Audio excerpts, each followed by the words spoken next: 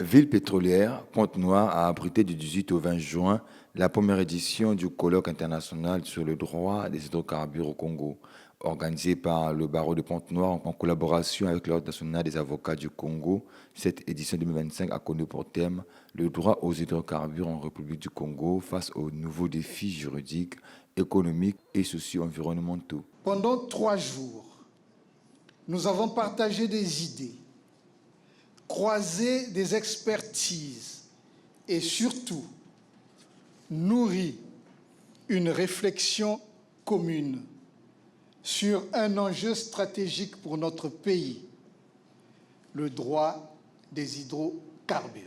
Pendant les assises, ces experts en droit ont abordé plusieurs thématiques sur le développement du secteur des hydrocarbures. On va avoir un impact économique positif. Il y a une concurrence entre les places d'arbitrage et chaque État essaie d'être très favorable à l'arbitrage, parce qu'un arbitrage, ça veut dire quoi? Ça veut dire qu'ils vont venir chez vous, ils vont louer des chambres dans des hôtels, des salles d'audience, et tout cela génère des bénéfices économiques.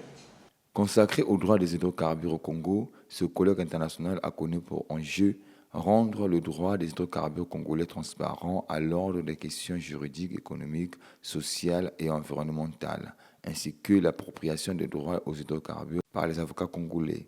Ce colloque a été marqué par la présence de la CIB. Je voudrais non seulement vous remercier, mais surtout vous féliciter. Vous féliciter parce que c'était un colloque de très haut niveau. Et je dois dire que j'ai été très impressionné. J'espère que vous serez nombreux à venir à notre congrès annuel qui aura lieu au Togo, à Lomé, au mois de décembre, et qui permettra de fêter les 40 ans de la CIB. Regroupant des femmes et hommes de droit venus entre autres de la République démocratique du Congo, le Gabon, le Cameroun, la Côte d'Ivoire, ces assises ont permis alors des avocats de se livrer à un exercice d'intelligence juridique en vue du développement du secteur des hydrocarbures. Généralement, les questions des contrats, les questions des négociations, les questions d'arbitrabilité des litiges découlant des contrats pétroliers échappent essentiellement à la partie congolaise.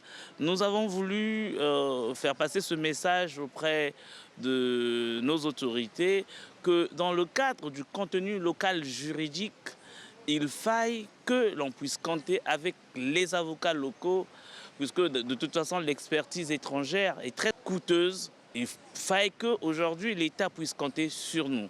Mais avant que nous ne le fassions, il faille que nous-mêmes nous formions sur le domaine et que nous puissions donner ce message, passer ce message, que nous sommes intéressés et que nous sommes compétents pour intervenir.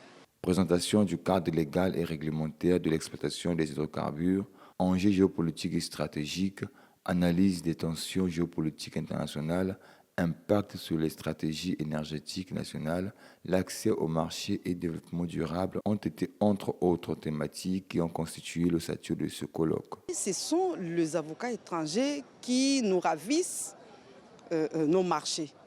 Il y a un petit souci. Ils nous ravissent nos marchés, pourquoi?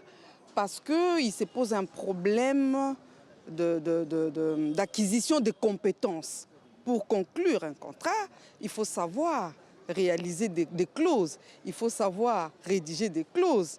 C'est vrai, vous allez rédiger ce que vous ne maîtrisez pas, raison pour laquelle M. le bâtonnier a dit dorénavant, chaque 2 ans, on aura à tenir ce genre de colloque ici à Pointe-Noire. Ça a été un grand moment d'échange, un gros moment de partage sur les expériences, sur le droit comparé des hydrocarbures.